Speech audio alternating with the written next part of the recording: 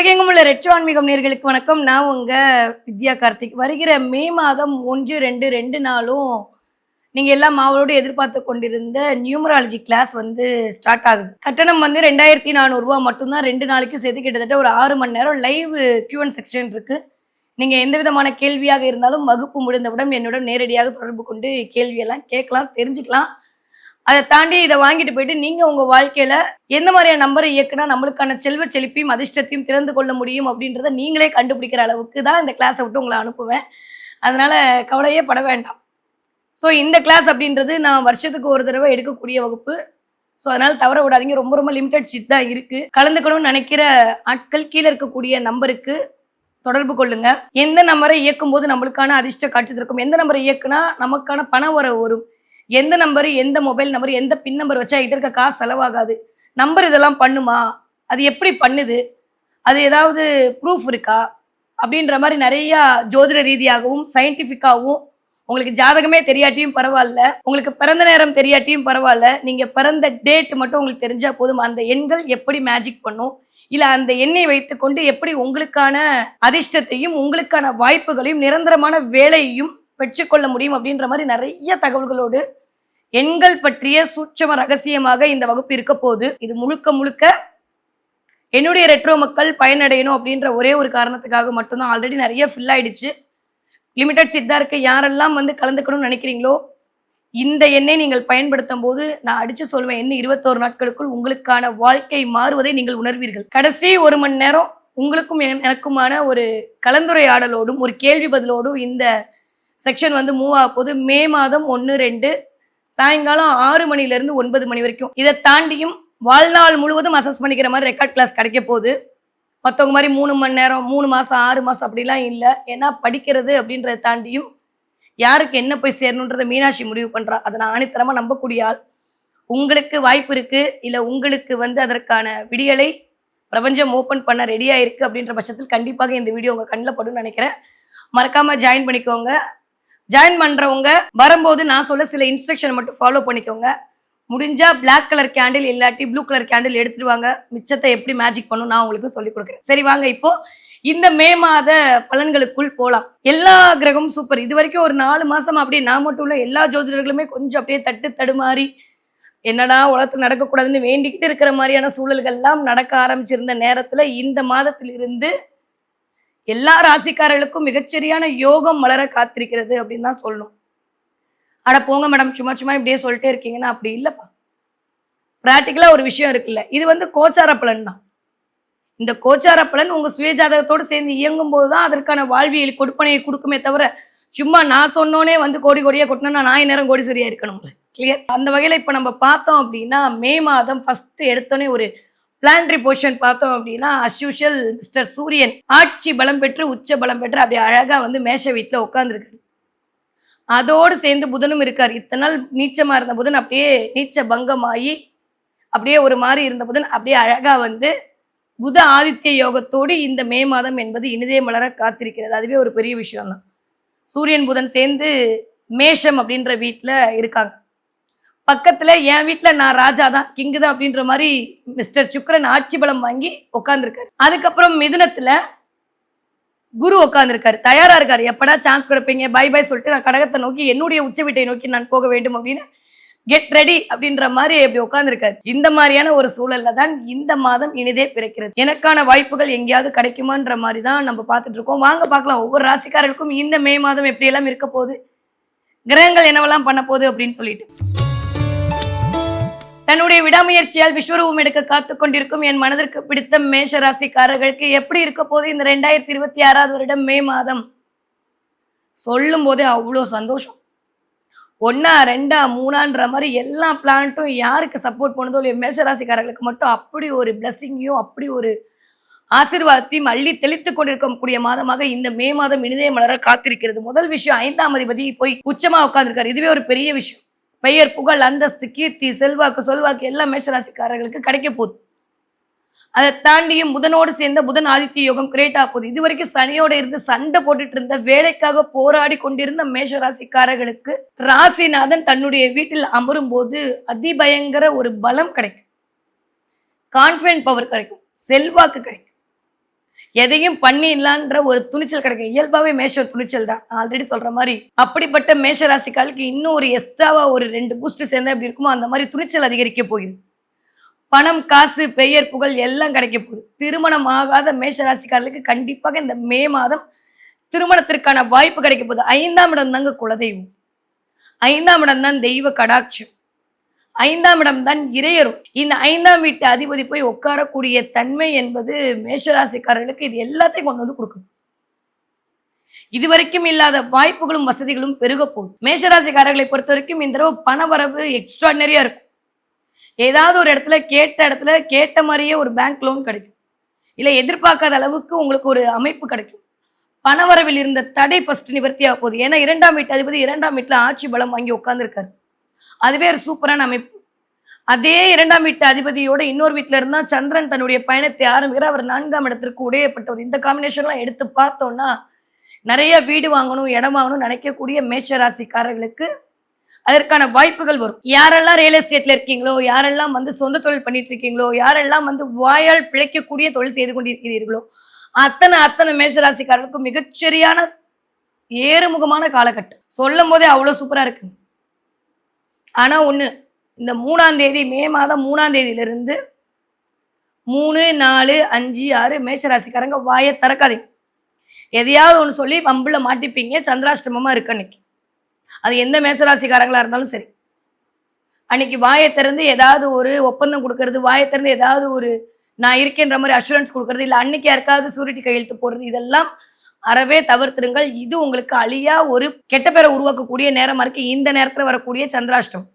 அதனால மே 3ஆம் தேதியிலிருந்து மே 5, 6 வரைக்கும் தயவு செஞ்சு மேஷராசிக்காரங்க எதையும் கொடுக்காதீங்க. யாரை பார்த்தும் எதுவும் சொல்லாதீங்க. இந்த காலகட்டம் உங்களுடைய வாக்கு வன்மை கொஞ்சம் தேவையில்லாத கேலிக்கும் கிண்டலுக்கும் ஆளாற மாதிரியான சூழலா இருக்கு. அதனால அதுல மட்டும் கவனமா இருக்கும்.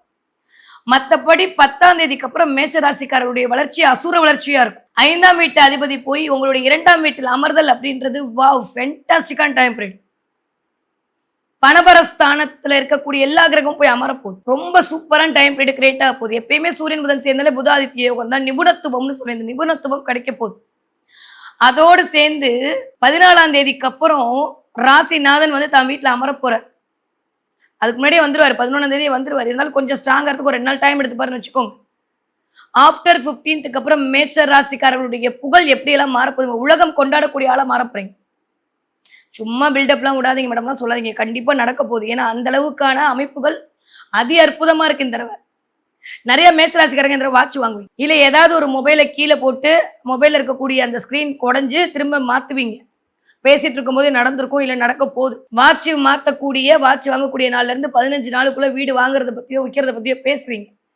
இடம் வாங்கலாமா, வீடு வாங்கலாமா, வீடு மாறலாமா, இந்த வீட்டில் இருக்கலாமான்ற மாதிரி தாட்டி இப்போ நான் பேசிட்டு இருக்கும்போது இருக்கும் மேஷ ராசிக்காரர்களுக்கு. அது அலுவலகமாக இருந்தாலும் சரி, அது வந்து வேலை பார்க்குற இடமா இருந்தாலும் சரி, அது வந்து உங்களுடைய வீடாக இருந்தாலும் சரி, நீங்க படிக்கக்கூடிய ஸ்கூலா இருந்தாலும் சரி, கண்டிப்பாக நடந்தே தீரும். மேஷராசிக்கார பெண்களுக்கு அதி அற்புதமான நேரம். நகை சேர்வதற்கான வாய்ப்புகள் நிறைய. இந்த தடவை வந்து ட்ரெஸ் வாங்குவீங்க. மேஷராசிக்கார பெண்கள் இந்த தடவை நிறைய ட்ரெஸ் வாங்குறதுக்கான வாய்ப்புகள்லாம் இருக்கு. குலதெய்வத்துடைய கடாட்சம் அல்டிமேட்டா கிடைக்க போகுது.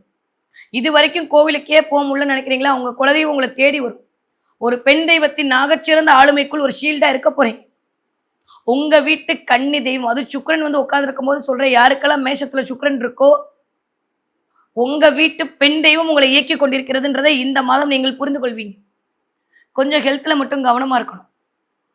கொஞ்சம் கால் வலி முட்டு வலி வந்துட்டு போறதுக்கான வாய்ப்பு, பயங்கர திருஷ்டி விழும். ரொம்ப கவனமா இருக்கணும். 7ஆம் இடத்துல இருந்து சந்திரன் ஆரம்பிக்க போறாரு அப்படின்னாலே உங்களை பார்த்து அடுத்தவங்க பொறாமப்பட ஸ்டார்ட் ஆயிடுச்சு.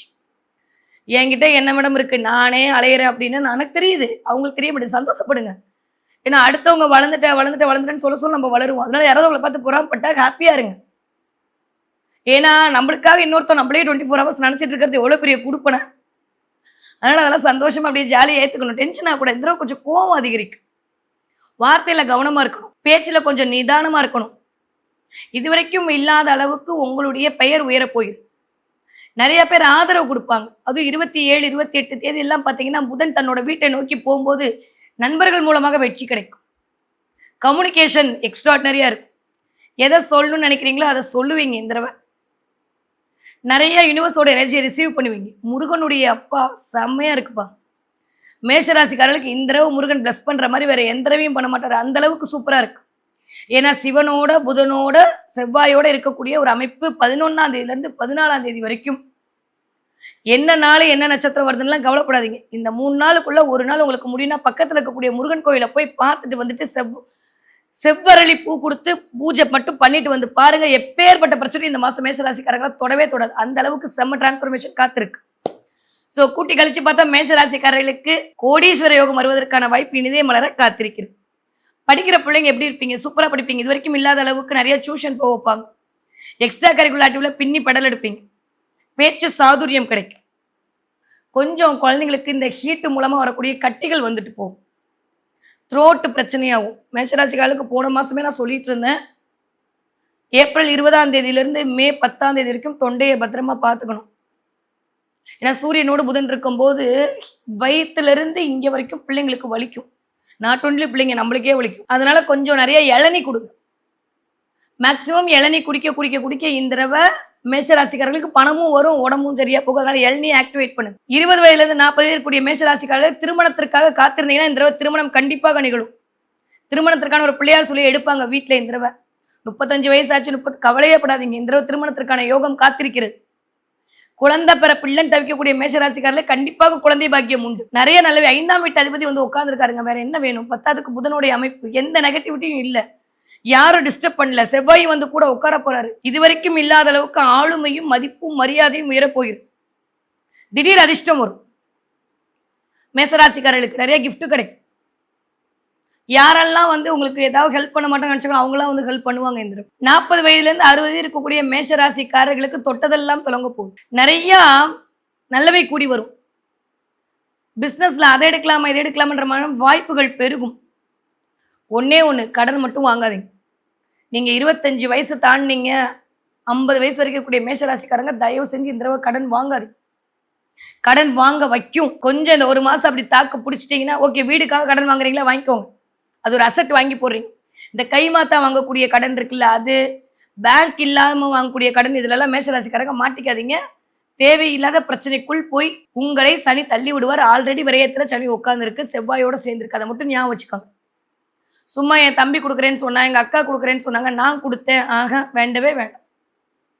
அதனால இந்த தடவை அதில் கொஞ்சம் கவனமாக இருக்கணும். நம்ம 4 பேர் கொடுக்குற மாதிரியான சூழல் அமைய போது இருந்தால் கொடுங்க, திரும்ப வராது.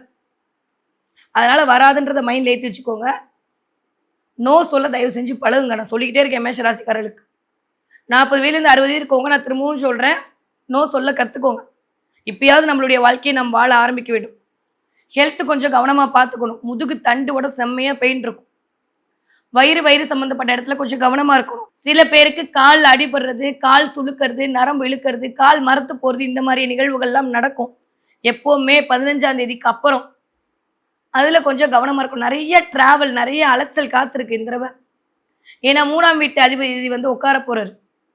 4ஆம் வீட்டு அதிபதி 7ஆம் வீட்டிலேருந்து ஸ்டார்ட் பண்ண போகிறார்.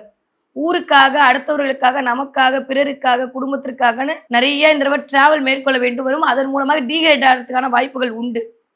கொஞ்சம் சாப்பாட்டில் கவனமாக இருக்கும். நிறைய லிக்விட் ஐட்டம் எடுத்துக்கோங்க. இந்த தடவை மேஷராசிக்காரர்கள் தொட்டதெல்லாம் தொடங்கக்கூடிய காலகட்டமாக இனிதே மலர காத்திருக்கிறது.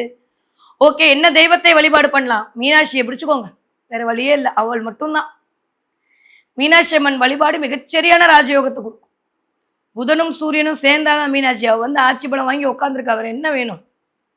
எங்கே இருந்தோ மீனாட்சி அம்மனோட ஃபோட்டோ தெரியும். இந்த தடவை மீனாட்சி அம்மன் பிரசாதம் உங்கள் கையில் வந்து கிடைக்கும். அந்த பேர் கொண்டவங்களோட உங்களுக்கான ஒரு பழக்கம் உருவாகும். அந்த பேர் கொண்டவங்களுக்கு உதவி பண்ணுவாங்க. கிளி பார்ப்பீங்க. இந்த மாதம் என்ன பார்ப்பீங்கன்னா மேஷராசிக்காரங்க கிளி பார்ப்பீங்க. கிளி பார்த்த நாள்லேருந்து உங்களுடைய பண வரவு உயரப்போகிறதுன்றதை மட்டும் புரிஞ்சுக்கோங்க. தொட்டதெல்லாம் தொடங்கக்கூடிய காலகட்டமாகத்தான் இந்த மே மாதம் இனிதே மலர காத்திருக்கிறது மேஷராசிக்காரர்கள்.